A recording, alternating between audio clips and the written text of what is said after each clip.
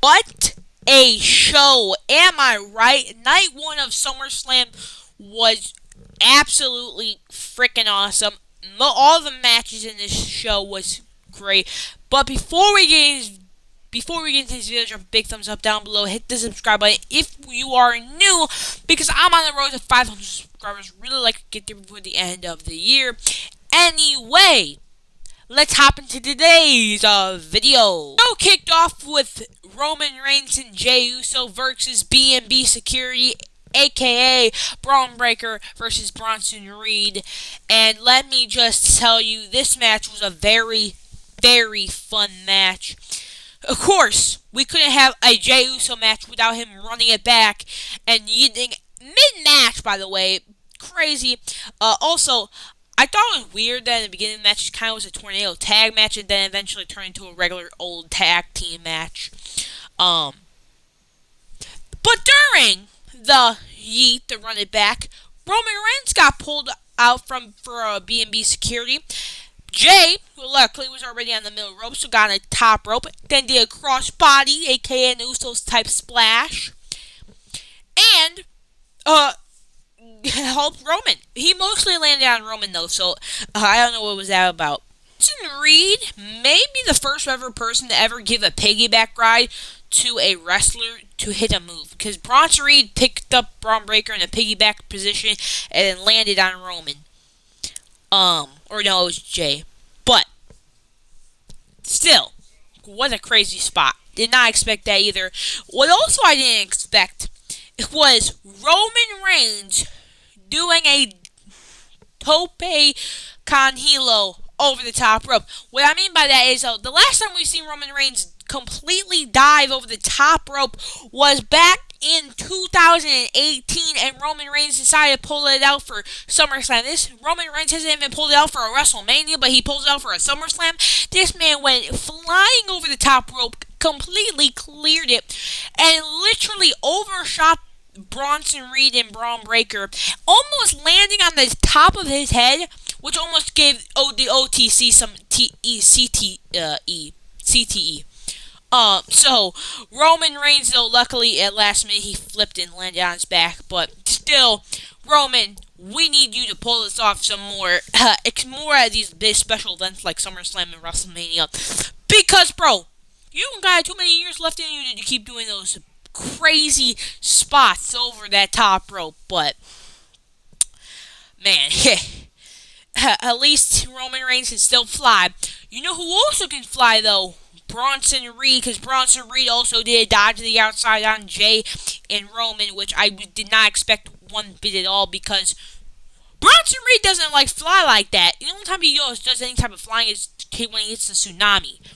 And that's the only type of flying I've ever expected from Bronson Reed. Not a whole dive to the outside landing on Jey Uso and Roman Reigns. Roman finally got his payback on Braun Breaker when he literally did the biggest ooh-ah to the outside and speared Braun Breaker through the barricade, sending them both flying through the barricade and them landing on the outside. Of course, they got back in the ring. Roman picked up Bronson, and then Jey caught Bronson's head for the 1D, because we haven't seen the 1D in a minute. For the 1, 2, ooh, because Braun Breaker somehow got back up after getting speared through the barricade and breaking up the pin. Braun Breaker went for a spear on Jey Uso, but before Jey Uso could get hit with the spear, Roman moved Jey out of the way, letting Roman take the spear, making Jey hit the super kick on Braun Breaker, taking him out of the ring.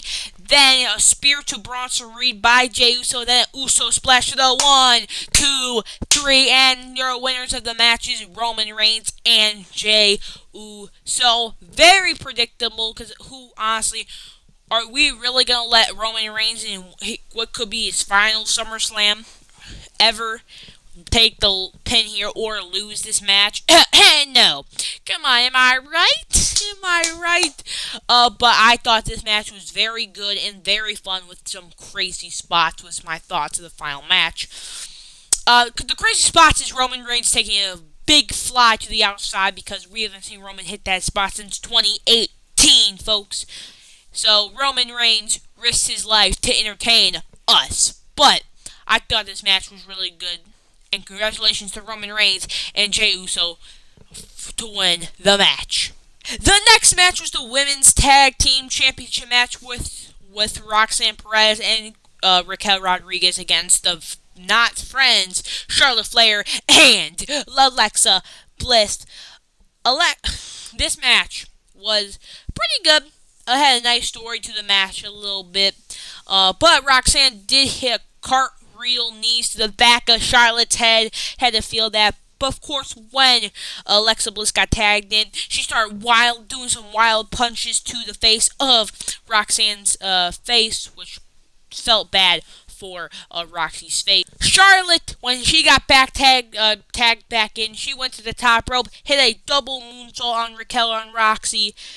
Then, sadly, Alexa Bliss accidentally hit Charlotte Flair, adding a little bit more story tension to them, but letting Raquel take advantage and hit, Charlotte and Alexa. But eventually, Alexa went for hit a DDT on Roxanne. Well, Charlotte took out Raquel Rodriguez and stopping her from breaking up the pin. And, of course, Alexa Bliss went for the pin on Roxanne Perez for the 1, 2, 3, and your new Women's Tag Team champions, Alexa Bliss and Charlotte Flair. Pretty good match. Nice story to the match as well. I thought it was a pretty cool spot. Charlotte, like the big hype when every time she chopped, the crowd said woo, woo, woo, like they always do. Alexa, still pretty good. And I'm kind of interested to see where this story goes.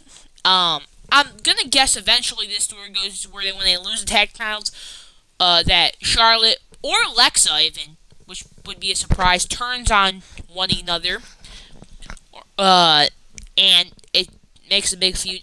And I'm predicting that they'll have a match at maybe WrestleMania 42. Maybe? I don't really know. Who really knows at this point? But congratulations to Alexa Bliss and Charlotte Flair for winning the Women's Tag Team Championships. And let's hopefully keep doing the thing what they've been doing with the Women's Tag Team Championships, where they've actually been using them in PLEs, building them up and actually having tag teams in them. I'm very, very glad they keep doing that. But so keep that up, Triple H and WWE Creative. No, it's very important to do this, right? The next match was Sami Zayn versus Karrion Kross, and I will say probably the worst match of tonight. I mean, I'm sorry, but it was not very good, and I think Karrion might be cooked. You know what I'm saying? One thing I did like about this match is that Karrion was slapping Sami around, punching him, boom, boom, boom, and talking a lot of trash to him, which is very needed because Karrion Kross's character is like talks trash. He's been for months been talking trash to Sami Zayn, say, hey, you're a bad guy. You're a real bad guy. You are not a good guy. You're fooling everyone, including yourself. Which, maybe he was right. But, doesn't matter, because Scarlett gave Karrion Kross the metal pipe to use it on Sami. But, of course, somehow Sami Zayn reversed into a blue thunder bomb, which, by the way, who knows, Sami, you never win with that move, so what makes you think you're going to win it with it now? Hey, after Karrion Kross kicked out of that, Sami really started getting mad at Karrion, started punching him, kicking him, and all the way up to the count of 5, which Sami Zayn never does that, which he kind of teased the little heel turn of Sami Zayn if it was going to happen. Then Scarlett grabbed the metal pipe, put it next to Sami Zayn's feet while the ref was distracted with Karrion Kross. Sami Zayn picked the metal pipe up, considering it, almost used it, but then said, nah, I'm not using it. No, I'm not being a bad guy. Karrion Kross to roll up Sami, but Sami kicked out at 2. And then Karrion Kross tried to go for a thing with Sami Zayn in the corner, but Sami caught him for exploder suplex, then hit a haluva kick for the 1, 2, 3 to end the feud with Karrion Kross and to end the match at SummerSlam. getting Sami Zayn the win. And maybe the last match of Karrion Kross's WWE career. Maybe. Who will find out for reports. But, yeah. Karrion Kross got officially yeeted off, and the feud with Sami Zayn is completely done. And we finally did not get that Sami Zayn heel turn. Sami Zayn proved that he's a really good guy, and I guess he proved Karrion Kross wrong. Though, the story of the match was very good, though, I will say about that. Sami Zayn considering using the pipe, but he didn't, and the glimpse of the Sami Zayn heel turn with the punches and kicks in the corner when Karrion Kross was down, and he was just getting mad and frustrated that Karrion Kross wouldn't lose already. Kind of glimpse of a heel turn. Maybe we'll eventually get that full heel turn Sami, but not right now. We still get that baby face, Sami Zayn. But congratulations to Sami Zayn for winning this match and ending the feud with Karrion Kross and proving Karrion Kross wrong, even though I still think Karrion Kross is right. The women's championship match with Jade Cargill versus Tiffany Stratton, and I will say this match was way better than I actually expected, because normally Jade Cargill matches are not that good and terrible, but this wasn't terrible. We did get Tiffany doing her dives to the outside, putting Jade back in, hitting that last second turn swanton bomb. Tiffany went for her moonsault, but ate a bunch of feet because Jade Cargill got her feet up. Then got hit with Jaded, but how Jade Cargill rolled up to pin Tiffany. Tiffany was able to get her foot on the rope, leading to a rope break. He was all fed up with that, and Jade Cargill tried to hit a super Jaded off the middle rope, but Tiffany reversed. Then hit the PME for the win, and with a clean win especially, and Jade Cargill lost her chance to beat Tiffany Stratton for the women's championship, which I'm actually very surprised, but I'm happy that Tiffany Stratton retained, because I'll be honest with you, I love Tiffany Stratton as champion, bro. It's also because I love Tiffany Stratton because she's so cool. So, yeah, very excited that Tiffany Stratton retained, and very surprisingly, because she retained at WrestleMania against Charlotte Flair, which I did not think was going to happen, and now she retains at SummerSlam against Jade Cargill. Are they actually going to give Tiffany Stratton a year-long reign? I really hope they give Tiffany Stratton a year-long reign where she holds until next year, maybe of WrestleMania 42. We'd really like that, because I've been enjoying this Tiffany Stratton championship reign, and I think WWE realizes that they have put more banger matches with Tiffany with this championship, and I don't think they're done with the championship reign just yet. Bigger question is, too, who is Tiffany Stratton going to face at Clash in Paris? Very interested to see who WWE selects, but yeah. My thoughts on the match, though. The match was very good, and Jade Cargill really did. I feel like she improved her wrestling skills somehow, and really did really good in this match. And very happy that Tiffany Stratton surprisingly won. Again, I'm very surprised, and I'm very happy with the results.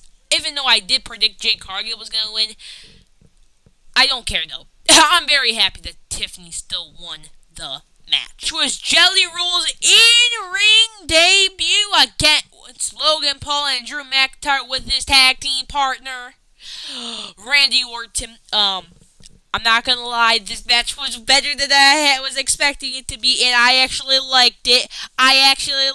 Bro. I'm not gonna lie, bro. Is that a bad thing? I don't know. You can believe what you believe, but Logan Paul did attack Jelly Roll before the start of the match, making Jelly Roll want to start the match, even tagging, blindsiding Randy Orton and tagging himself in, and yeah, Jelly Roll tried to be like that, to be good and try to fight Logan, but Logan literally took advantage and just kept beating down Jelly Roll, which yeah. Jelly Roll did sell a lot and did very good at selling. Of course, though, Jelly Roll eventually did tag in Randy Orton, Of course, Randy Orton had to do his vintage stuff, hitting at a vintage DDT and stuff like that. When he tried to go for Logan Paul, when he tried to go for the RKO, Drew got pulled out by Logan, leading to a big fight to the outside, making Drew McIntyre and Logan Paul clear off one of the announcer's tables, putting Jelly Roll on top of it, and Jelly Roll was bracing for impact. He was like, whoo, whoo, whoo.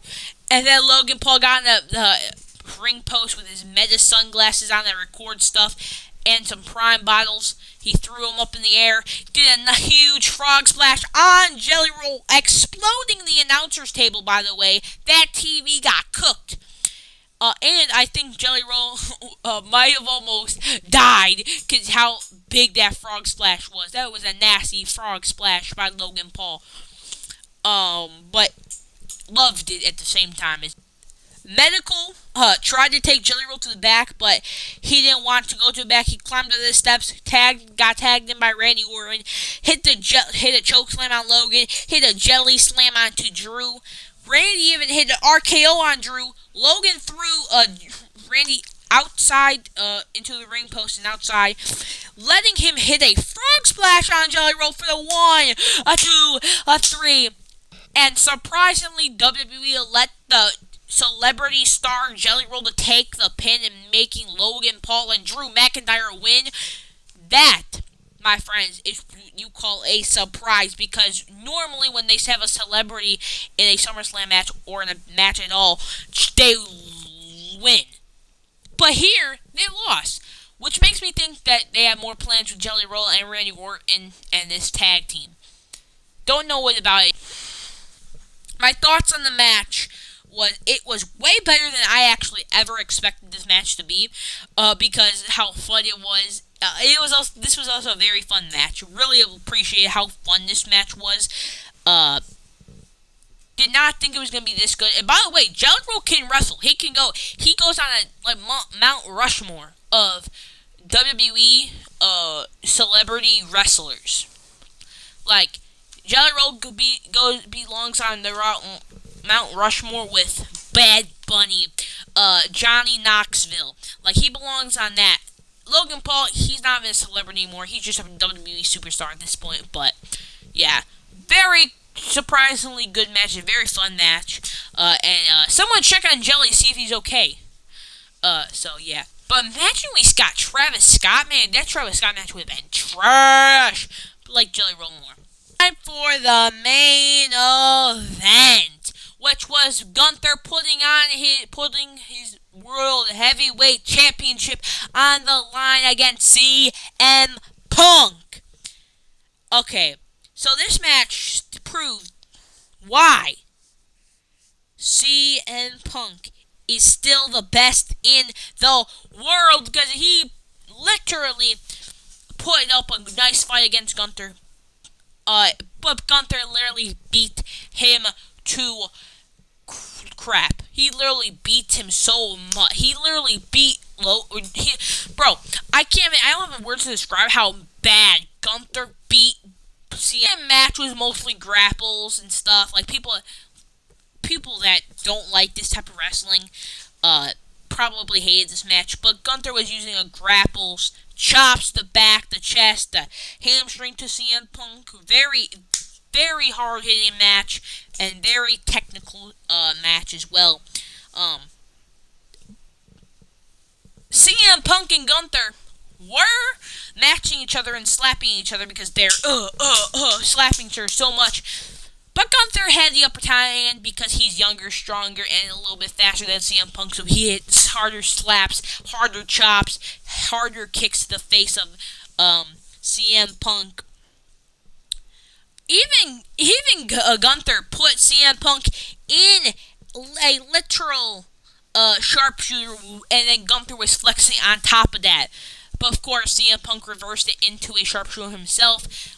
But Gunther grabbed the rope, so it was fine. Hitting his comeback moves, hit all the moves, but when he tried to go for one move, he failed because Gunther put him in a powerbomb, hit him with a powerbomb for the 1, 2, because CM Punk kicked out. Punk and Gunther continued to slap each other back and forth, because they hate each other that much. No, they don't hate each other that much. They just want to put on a physical brawl. This was a brawl, this was a fight. This was a literal fight. This wasn't a match. This was a fight. Literal fight, bro. This was not a match. This was a fight. And I'm respected for that. CM Punk went for a GTS, but Gunther turned into a powerbomb, then hit a drop kick to another powerbomb for the 1-2 kick out by CM Punk. They went to the outside because Punk rolled to the outside. And then Gunther thought he was so good and thought he was the best in the world, stood on the table celebrating, which led CM Punk tripping Gunther on the announcer's table, making his nose bleed because apparently into this match Gunther had he has a very serious nose injury that I think he has to take some time off to get surgery on. I don't know what it is, but he has to get surgery on it because apparently I don't even know what happened. I don't even know what happened to his nose. Nobody really knows. It probably was Goldberg. To take advantage, he started hitting the moves. He hit that elbow drop from the top rope. He hit 2 GTSs. The first GTS, Gunther was standing there and then having CM Punk hit the second GTS, what finally made the big Austrian fall for the 1, 2, 3, and the new World Heavyweight Champion in CM Punk. For the first time in since 2013, CM Punk is a world champion in the WWE. Congratulations to CM Punk. Wait, I forgot. That's not it. Because as CM Punk was celebrating, Seth Rollins' music hits with the "Burn It Down!" And then we see Paul Heyman with the Money in the Bank briefcase. Seth Rollins with crutches with a knee brace on saying, hey. Hold on to that title tight. Hold that title tight because when I'm healed, I'm cashing in on you. Then Seth Rollins just walked to the back. But not before. He did not walk to the back. He stopped, dropped his crutches, took off his sunglasses, took his knee brace off, took his coat off, ran down to the ring with the Money in the Bank briefcase, got a referee. Him and Punk started brawling, but eventually Punk's injuries or brutality of that match got to Punk, letting Seth Rollins hitting Punk in the back with multiple times with the Money in the Bank briefcase, and then getting the referee to cash in the briefcase. The bell rings, curb stomp to CM Punk for the 1, 2, 3, and your new World Heavyweight Champion, Seth Rollins. And Seth Rollins tricked me at least. I know some people knew it was a work all along. But I honestly really did think this was a serious injury.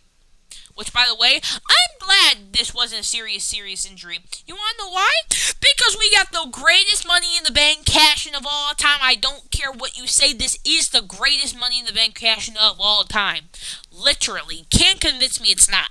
Literally cannot. And what Michael Cole called this was the ruse of the century, which I'm calling it. I know people say it's the heist of the century 2.0, the lie of the century. People say, oh, the ruse of the century is cringe. It's because I don't know what the ruse of the century means. But who really cares at this point? My thoughts on this match, on the CM Punk and Gunther match, I love the old school style of this match where it was slow in the beginning. It was mostly grapples, submissions, hard slaps, hard chops and kicks and stuff like that. And then it gets to that build-up eventually, where eventually it gets to that big build-up, and then, boom, the big moment is there. You hit the finisher, you get the big win, all that stuff in the big spots like that. Really, why I kind of love Gunther matches, because it kind of the old school, slow, methodical way. You get grapples, holds, chops, hits, as hard as you possibly can, kicks to the face, and then that big, epic moment of just banger spots and movements, which I really like of Gunther matches. But of course, we cannot forget the big surprising at the end, seeing Seth cashing in and winning the championship off of CM Punk, which also makes Seth the second two-time World Heavyweight Champion, which I was very, very surprised and loved it, because I got shocked at the end. So yeah, I cannot wait for night 2 of SummerSlam. Here is my overall thoughts of night 1 of SummerSlam, the first 2-night SummerSlam. The crowd to me seemed loud. I know a lot of people thought the crowd was sucky, but I thought the crowd was okay for me. Most of the matches were phenomenal. Even the Jelly Roll match, that was fun and good. Except the Karrion Kross and Sami Zayn match, kind of mid, if you ask me myself. Plus, the Seth Rollins Ruse of the Century cash-in made it 10 times better, and I'm not gonna lie. It's gonna be hard. It's gonna be hard for WWE to literally, I don't even know how WWE can do this, but somehow make night 2 of SummerSlam even better. And if night 2 of SummerSlam is even better, we can officially say that SummerSlam 2025 was better than WrestleMania 41, bro. I'm just saying. Am I right? I probably am. Who really knows, though? You know what I'm saying? Bro, night 2 has all the stipulations as well. So, imagine all those stipulations. Bro, if night 1 could do it with, barely any, no stipulations at all, think of what night 2 can be with all the stipulations in the world. And the main event is Cody versus Cena for the Undisputed Championship. I can't wait. I just don't have words for that. I'm excited for Cody versus Cena after this main event. I cannot wait. But, I don't know. Leave your opinion down in the comments below about night 1 of SummerSlam. What do you guys think about it in the comments below? Anyway, have a beautiful rest of your day. See you tomorrow. Bye.